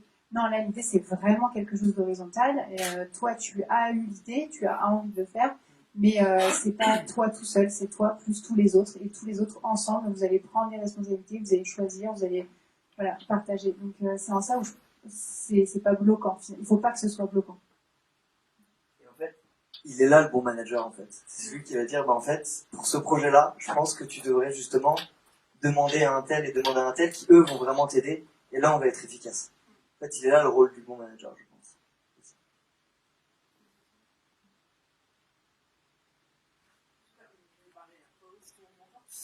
Là, vous décrivez un trait quand même très positif, c'est super, j'ai envie, je vais l'accompagner. Mais comment on fait dans ces cas-là quand on a une équipe et que dans l'équipe, il y a peut-être un vieux ronchon qui dit bah non, dans le participatif, rien à secouer, je ne vais pas faire mon boulot, pas ton boulot à ta place. Mais pour autant, voilà, il faut. Comment vous gérez ces situations-là? Parce que c'est une très bonne question. C'est une bonne question, et on en a parlé un petit peu tout à l'heure. Ça passe pas mal par le recrutement du coup. Alors ça, quand on débarque et qu'il est déjà là, le ronchon, et qu'il part plus. Non, bah oui, en effet, ça c'est très compliqué. Ouais, bien sûr, mais ça c'est très compliqué. Et bah, alors, j'ai rarement été confronté à ça. Je vais juste proposer quelque chose. Je pense qu'on a tous des motivations et on a tous des talents. Et à partir du moment où on arrive à trouver une motivation chez quelqu'un ou un talent, et qu'on l'aide à épanouir ce talent ou à pouvoir exprimer cette motivation, on arrive à l'engager. En fait, c'est ça, c'est que... Enfin, la façon, mais on est plutôt tous d'accord, parce qu'en fait, finalement, comme ça part sur la base d'un...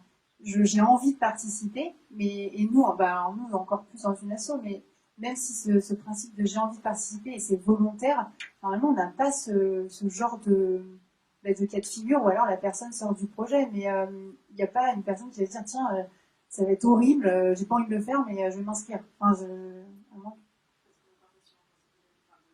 Oui, mais même dans une entreprise où... mais nous, c'est pas un exemple très bon en fait le nôtre, parce qu'en effet, on passe par le recrutement et donc on choisit un petit peu. Ouais. Et quand on arrive, c'est notre situation en fait, quand on arrive dans une entreprise, et ben on a une personne, ce type de profil qui est déjà présent, en effet, c'est quelque chose qui est dur à gérer. Et je pense qu'en fait, le management participatif, il est quasiment impossible en fait à mettre en place si les gens ne veulent pas jouer le jeu en fait. Et donc, il faut peut-être essayer de trouver des astuces, essayer de trouver de bonnes idées, mais en fait, là, ça peut vraiment se compliquer, je pense. De toute façon, si cette personne ne veut vraiment pas jouer le jeu, bah, quoi qu'on fasse, c'est un peu compliqué, quoi. C'est assez bloquant en fait. Je suis pas tout à fait d'accord, parce que sans forcément parler de management participatif dans l'action, on peut très bien embarquer les gens.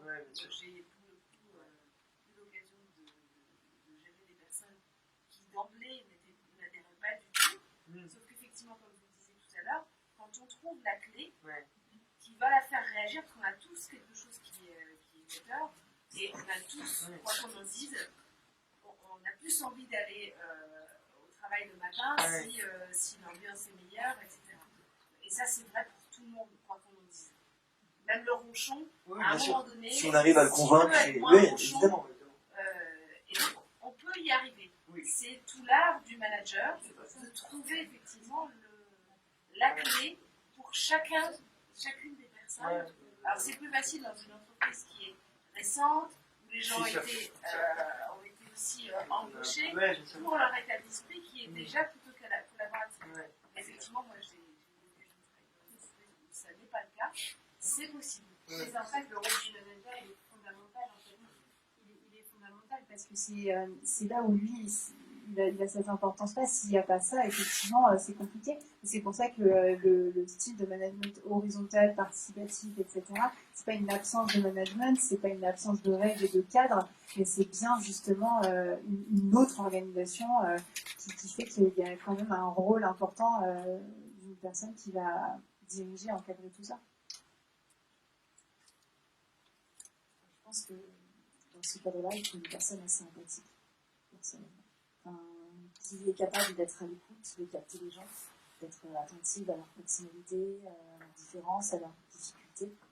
À mon avis, une personne qui est très fermée ou un peu dans un ancien cadre qui voudrait en changer, enfin je dirais qui est dans le modèle de la hiérarchie tyrannique qui veut changer, il faudrait qu'elle-même fasse un travail sur elle en fait pour pouvoir, je dirais, l'idée une équipe d'une autre façon, se remettre en question peut-être elle-même.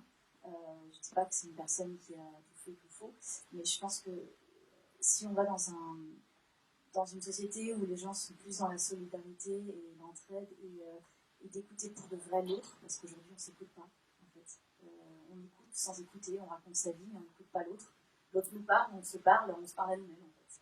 Et je crois qu'aujourd'hui il faut vraiment savoir s'écouter mutuellement et être à l'écoute pour de vrai vis-à-vis de l'autre et de savoir un petit peu être voilà, humble, y avoir de l'humilité et se dire bon bah là j'avais quelque chose à raconter mais c'est peut-être pas important parce que là je vois que la personne en face elle a vraiment un problème à me faire savoir et en plus c'est une genre de personne qui ne parle jamais ou qui ne parle pas en général et donc je pense que en effet la personne qui serait amenée à peut-être changer à ce que ce soit une autre ambiance et que ça change, que ça devienne d'un ancien système à un nouveau système, il faut que cette personne elle soit vraiment dans l'humain. Pour moi, elle a besoin impérativement d'être sociale et puis dans l'empathie, mais dans l'empathie pas forcée. C'est vraiment, ça doit être une personne qui, pour moi, voilà, doit vraiment être très, très à l'écoute, je pense.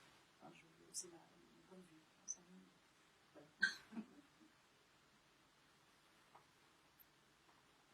Je vais juste compléter. Je suis complètement d'accord avec ce que vous disiez, madame, et je pense que ce qui est important, c'est que même quand il y a des personnes qui sont difficiles, alors il ne faut pas non plus s'épuiser, c'est important de ne pas s'épuiser, parce qu'en effet, il y a des gens, c'est difficile et ça peut être épuisant, mais c'est important d'essayer d'avoir un regard positif sur la personne parce que ça va jouer.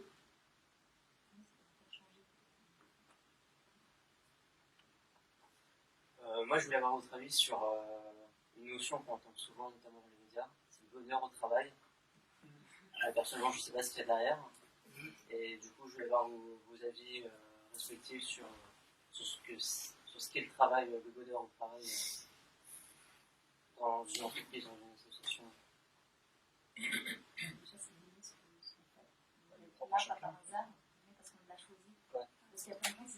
Parce que moi, je suis pas trop heureux dans ton boulot, toi peut-être dans le mien, souvent, ça dépend de chacun. En accord avec ce que Tout est relatif, enfin, c'est vraiment très personnel comme réponse. Ouais.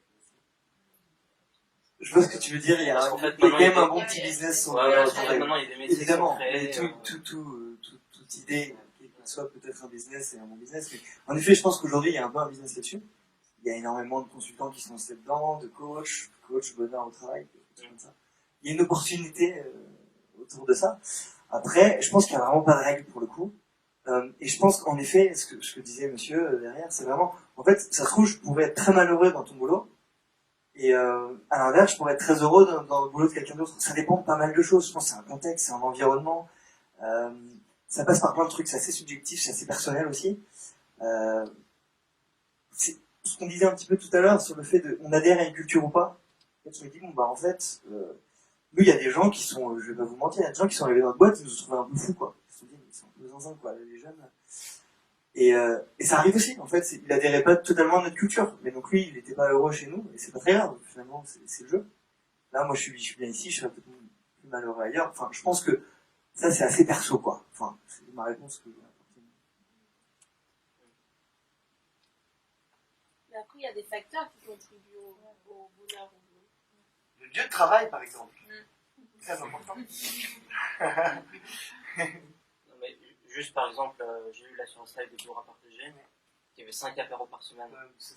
Voilà, est-ce que par exemple ça c'est une sorte d'incentive Non, mais c'est pas du tout pour remettre en question. Apéro, c'était événement. C'est pas apéro. Non, bien sûr, On essaie de faire vivre une communauté de coworkers, des choses comme ça. okay. Ouais, ça fait un peu partie aussi de notre culture, mais c'était vraiment pour le coup, en fait, on a une communauté de coworkers, le but c'est de leur proposer aussi des choses, de faire des conférences, faire des interventions, faire venir du monde, c'est de proposer des choses. Nous, c'est assez lié en fait avec le monde du milieu du coworking, que de faire de l'événementiel, du networking en fait, ça rentre un petit peu dans ces domaines-là. Je pense qu'en fait, à partir du moment où chaque personne trouve sa place, elle sera heureuse en fait. C'est sûr que si tu es dans une entreprise que tu trouves que tu sens que tu n'as pas ta place, tu sens que tu ne sais pas où te mettre, là tu vas avoir une frustration. À partir du moment où dans une entreprise ou dans une association, parce que finalement c'est pareil, tu trouves ta place parce que tu as un rôle, parce que tu as quelque chose à apporter, et ben là tu vas te sentir bien. Enfin, moi c'est vraiment c'est profondément ce que je pense, c'est qu'à partir du moment où une personne elle apporte de la valeur et elle sent qu'elle apporte de la valeur, et ben elle va se sentir bien. Ça rejoint un petit peu. Je sais pas, tout à l'heure, vous parliez de KPI. Et Et je voulais savoir comment concrètement vous mesurez, vous calculez le rendement ou les résultats du déploiement de style management. Alors, j'ai souvent ce genre de questions. Moi, je m'intéresse beaucoup plus aux indicateurs qualitatifs qu'aux indicateurs quantitatifs. Je dis pas que les indicateurs quantitatifs ne m'intéressent pas, ça m'intéresse, parce que ça permet d'inscrire les éléments dans le concret, dans l'action. Par contre, quand on est sur une démarche long terme comme ça, qui est basée sur des logiques humaines, donc les logiques humaines, on n'est pas dans la même logique que les logiques des chiffres, en fait. On est sur... En fait, l'expérience collaborateur, c'est des émotions, une motivation, des croyances pour un collaborateur.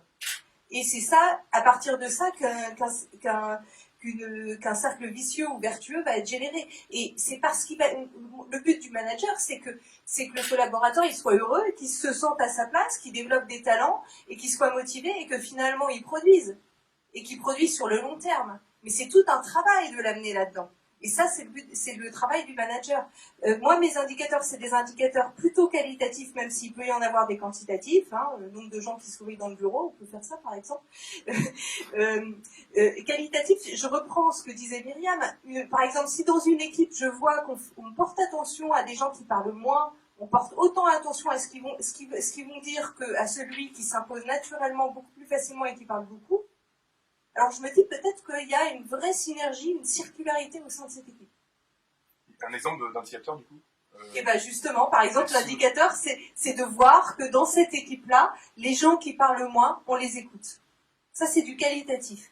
C'est pas du quantitatif. Après, on peut faire du quantitatif, le nombre de gens qui sont heureux dans leur travail et qui le déclarent. Voilà. Mais moi, j'aime bien... Un bouton vert comme sanitaire. Mais disons que c'est plus une logique de dynamique. Donc ça nécessite quand même de sortir de la logique d'indicateur parce que c'est un processus, c'est une dynamique, une logique qui se met en place.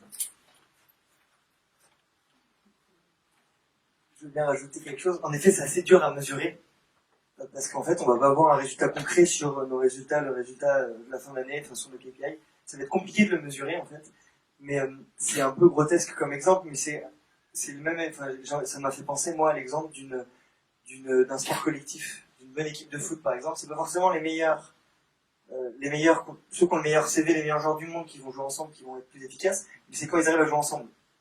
On entend souvent ça, bon, ça peut paraître un peu grotesque, mais je pense que c'est assez vrai. Parce qu'en fait là, justement, le rôle du coach qui va être le manager, c'est d'utiliser les bonnes personnes et les bonnes qualités de chacun ensemble pour justement donner un résultat qui est gagnant.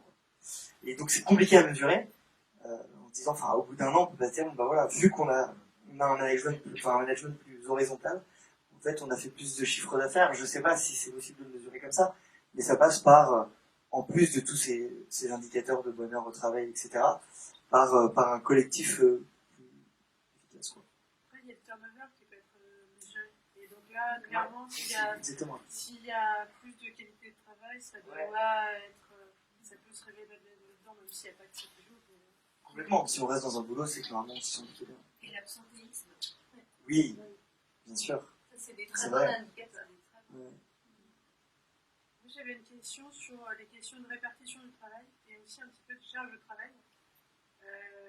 Parce que j'ai déjà vécu en environnement comme ça et j'ai vu aussi une limite qui peut être liée à ça. Est-ce que c'est vraiment les gens qui sont motivés qui vont venir? Il peut aussi avoir aussi d'autres limites parce que ça veut aussi dire qu'il y en a qui vont peut-être moins s'appliquer. Est-ce qu'on va finalement aller chercher la compétence là où elle existe, sachant que là aussi ça nécessite qu'il y ait des gens qui puissent s'impliquer, puis il y a une question du caractère, et puis la question aussi de la charge de travail.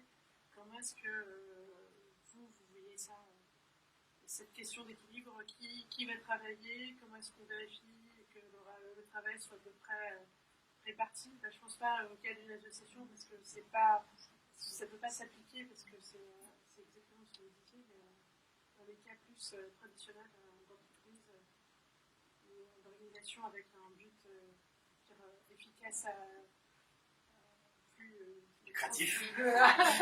N'ayons pas peur des mots. C'est une très bonne question. Et donc nous on n'a pas de... Moi j'ai pas d'heure. On n'a pas d'horaire. sauf pour... donc ça va paraître un peu bizarre ma réponse, mais c'est-à-dire qu'on compte pas, aujourd'hui on compte pas trop nos heures, mais on fait... Enfin, c'est-à-dire qu'on pointe pas, quoi. Entre guillemets. On pointe pas, donc on doit arriver à 9h30 le matin, on part à 19h30 le soir, c'est en gros ce qui est marqué sur notre contrat. Mais il n'y a pas trop de flicage là-dessus, du moins, on ne fait pas du tout, et ça peut être aussi un peu la limite de tout ça, mais on estime que on s'autogère quoi un peu là-dessus. C'est-à-dire que parfois on aura plus de travail, on a une charge de travail qui va être élevée parce que c'est la fin du mois ou quelque chose comme ça si on a un commercial. Mais on se permettra d'être un peu plus détente en début de mois prochain. Enfin, on essaie d'être assez autonome et responsable. Ça c'est ce qu'on fait encore aujourd'hui, nous au nombre qu'on est. Mais on n'a pas du tout de système de ok, bon bah un peu de flicage quoi, entre guillemets. Donc j'ai un peu de mal à y répondre, c'est pas une question à laquelle je suis très à l'aise. Encore une fois, c'est la communication, je pense. Quand c'est une personne qui se retrouve complètement submergée, elle aussi doit peut-être aller trouver l'interlocuteur pour en parler et le dire. Alors, c'est aussi le rôle du chef de projet, hein, d'évaluer, savoir. Bien sûr, et ça c'est clairement du management. Il voit que les gars n'y arrivent pas, c'est son rôle de fractionner. Et surtout si on a un gars qui travaille trop, il est moins efficace, moins productif, donc oui, il faut qu'il ralentisse.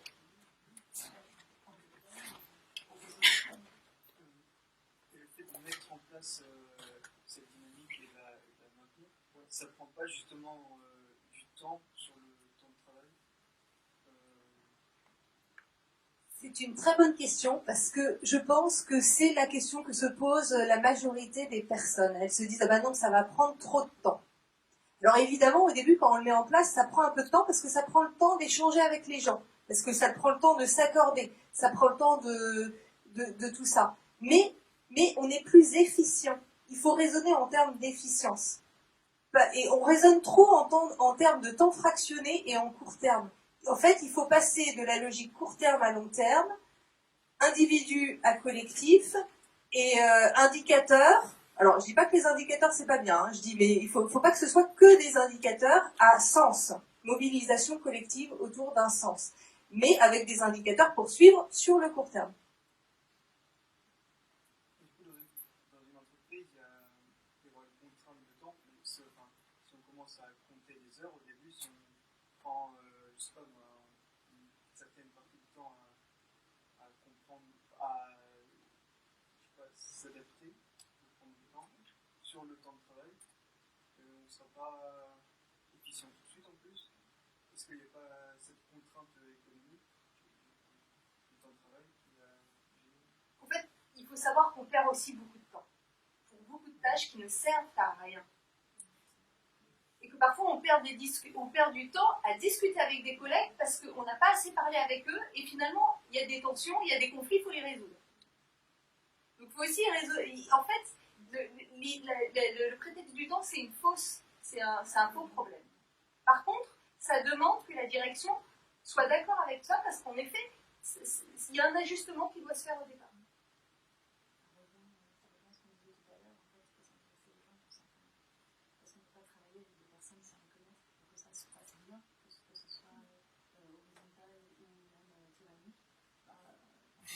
Je prends vraiment je vais dire pas extrême, quoi, mais si le chef il s'en fiche complètement des employés et que son but c'est juste de donner chaque tâche à chacun, ça ne peut pas fonctionner non plus.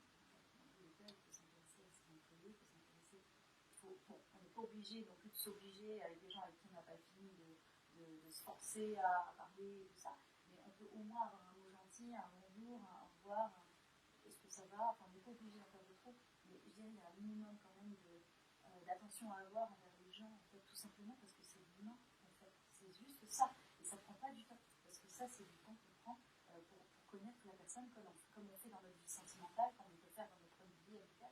Tout simplement, en fait. C'est tout. C'est plus humain, en fait. Je rajouterais aussi un truc sur tes questions. En effet, il y a cette notion de temps.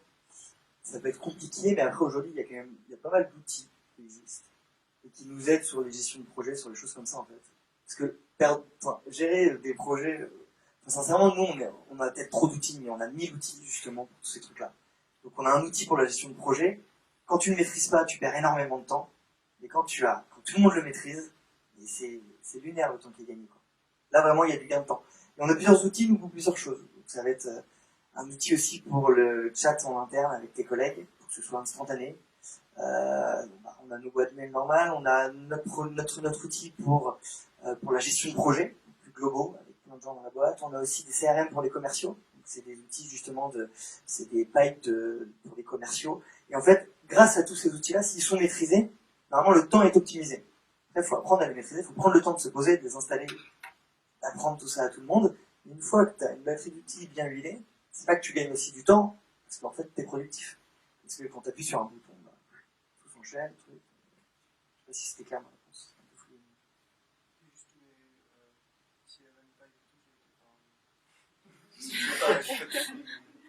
Ouais, c'est pour une équipe commerciale, ils vont se retrouver sur un CRM, donc c'est un logiciel en gros. Et t'as plusieurs clients qui vont apparaître dans ce CRM. Et ça permet de simplifier en fait.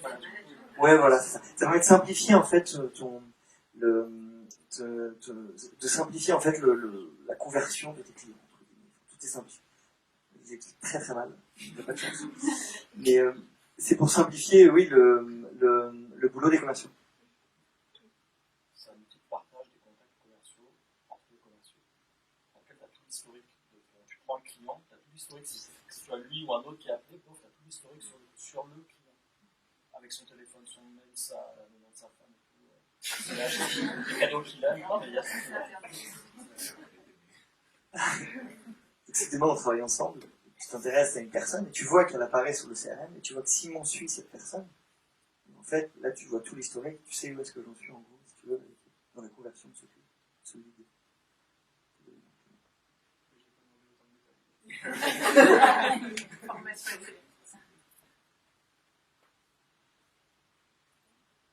Comment gérer la retombée de la motivation? Parce que souvent on lance un projet au début, tout le monde est surexcité, le sponsor il est à fond derrière nous, mais souvent un mois plus tard, quand il y a des difficultés, il commence à y avoir les tâches un peu embêtantes, on va dire. Là il y a beaucoup moins de monde, et donc il y a une retombée de la motivation, et en fait on a beaucoup de projets, au début ça se passe bien, mais ça finit enterré dans le cimetière des projets. C'est pas faux. Non, c'est vrai que nous, ça nous arrive aussi, on a beaucoup de projets et il y en a qui sont même très longs. Donc en fait, il y a des phases qui sont transitoires, qui sont très longues entre le début et puis la deuxième étape, la troisième, et puis en fait on se dit bon, il verra jamais le jour. Mais alors il y a plusieurs choses. Il y a là le rôle aussi du chef de projet qui est de ne pas lâcher justement cette partie-là. Si lui ne fait pas quelque chose de concret, et ben, son rôle, c'est justement de motiver, on va dire, son groupe, de savoir comment le faire. Alors après, à chacun aussi de peut-être de trouver une solution. Ça peut être, je sais pas, si les gens ne se voient pas régulièrement, se dire, tiens, on sort du cadre projet et on se fait quelque chose entre nous, un dîner, j'en sais rien, on va boire un verre. Et tout de suite, déjà, il y a le fait de se voir, de discuter ensemble, déjà, on recrée du lien. Je trouve que déjà créer du lien, c'est important au sein d'un projet et c'est ça qui fait que les gens vont rester en contact et ils vont se sentir appartenir à quelque chose. En fait, se sentir appartenir à quelque chose, c'est déjà hyper important. Et si on perd ça, effectivement, on perd le lien, on perd le fil, on perd le sens. Donc, pour moi, c'est vraiment ça. Je pense que c'est une grosse partie du travail du chef de projet ou du manager.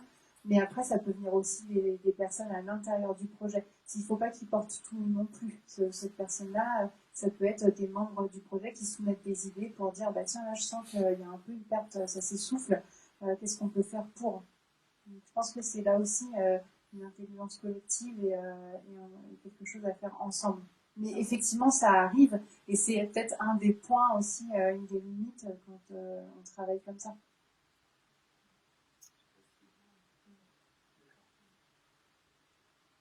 L'intelligence collective, c'est pas on est super content tout le temps. Hein. C'est pas...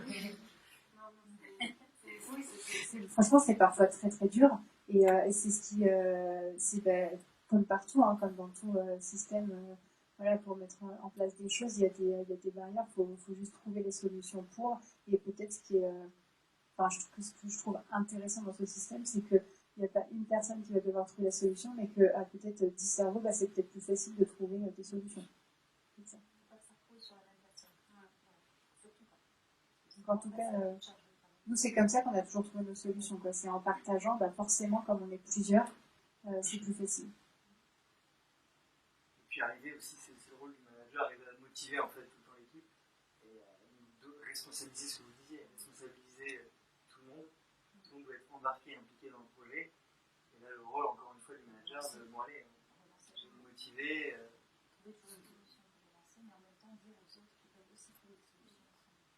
C'est ça, et après, pareil, si le projet, malheureusement, il ne voit pas le jour, il ne faut pas le considérer comme un échec et se dire, c'est vraiment la catastrophe, etc. Mais c'est pas grave, peut-être que ce projet, il reverra le jour demain, mais sous une autre forme, un petit peu modifiée, que ça donnera naissance à un autre projet. C'est en fait des petites graines, des petites graines qu'on va semer dans le cerveau de chaque personne et qui vont germer un jour quoi qu'il arrive. Après, si ça ne germe pas au tenté, c'est pas grave en fait. Justement, tout à l'heure, on parlait du temps et je voulais savoir un peu votre avis sur comment motiver aussi un manager de prendre le temps pour donner du feedback, recevoir du feedback des collaborateurs avec qui il travaille. Moi, actuellement, je travaille dans le consulting et c'est vrai que c'est quelque chose qui est assez, c'est un métier qui est assez éminent. Les managers, même s'ils ont la volonté, que c'est dans la culture d'entreprise, ils ne prennent pas forcément tout le temps le temps de faire des feedbacks réguliers, pas que ce soit que des feedbacks sur le processus annuel ou le parcours, ou quelque chose de plus spontané, je dirais, au cours d'un projet. Comment on peut arriver vraiment à mobiliser au niveau opérationnel un manager au niveau du temps, des agendas assez chargés. Aujourd'hui, c'est vrai que être manager, c'est un rôle à part entière aussi. Donc, On a d'être à l'écoute du coup, c'est ce qu'on disait un petit peu tout à l'heure. Quand tu es manager et en fait tu passes à côté, tu te rends pas compte que ton salarié va pas forcément très bien ou qu'il a besoin de te parler, là c'est un peu une faute en fait. Toi ton boulot c'est que justement l'équipe soit bien, que tout le monde soit bien. Donc tu aurais dû t'en rendre compte. Et après aussi le fait d'être dans un système un peu participatif, c'est aussi à la personne de pouvoir avoir la possibilité de tirer la sonnette d'alarme et dire bon là j'aimerais bien qu'on se voit un quart d'heure, 20 minutes, je pense qu'il faut qu'on parle sur ce projet, je suis à la rue ou alors là je suis pas bien, là, je suis crevé, là je bosse trop. C'est important, je pense que c'est l'écoute beaucoup. Parce qu'en effet tout ce qui est process entre les entretiens semestriels, annuels, etc. Ça c'est imposé, c'est mis en place au sein d'une société, je pense que c'est un peu partout pareil. Mais c'est important oui que le manager, là c'est vraiment le manager qui va gérer son équipe et lui il faut qu'il intègre ça dans sa charge de travail. C'est ça son rôle aussi, sa mission, c'est que son équipe aille bien. Ouais, parce que moi j'étais plus dans le rôle, c'était plus mon manager, ouais. Auprès duquel j'avais pas forcément assez de retour, à part les entretiens très ponctuels.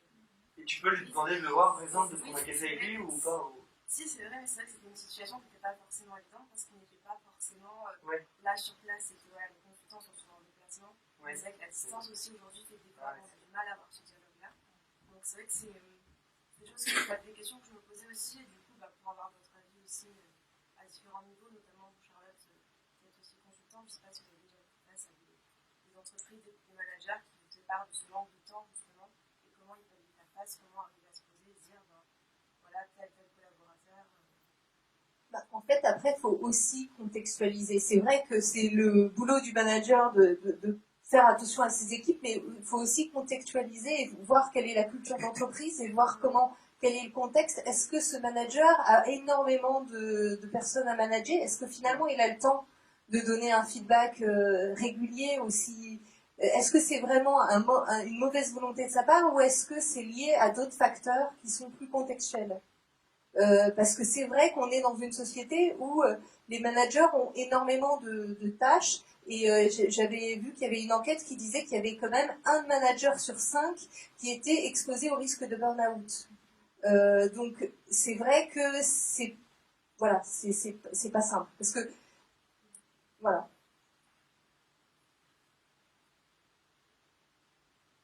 Du coup, ton manager, il manage combien de personnes?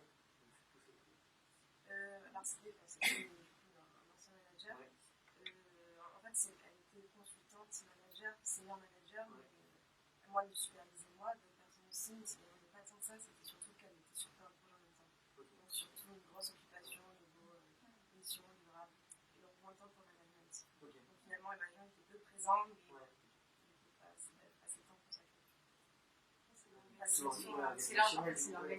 c'est là où c'est un niveau supérieur. Après, je pense qu'il y a des personnalités qui ont besoin aussi d'avoir plein de choses à faire en même temps, et d'avoir plein de projets, et des fois c'est compliqué de tout gérer aussi. Je pense que c'est vraiment des challenges qu'ensuite c'est ces personnalités Là, c'est là aussi une des qualités, je pense, c'est de savoir dire non. On peut dire, bah non, je ne peux pas tout prendre en fait. Mais ça, c'est pas facile souvent à dire parce qu'on a l'impression de se dire, là, je suis pas capable. Mais non, c'est juste que, en fait, je suis justement responsable de dire, je peux pas. Mais ça, c'est une qualité aussi qu'on demande, je pense, pour être manager. Du coup, je sais qu'on va devoir passer au cocktail, mais en tout cas, c'est une occasion aussi pour échanger. Voilà, pour échanger ensemble sans problème. Merci en tout cas à tout le monde pour votre présence et vos questions.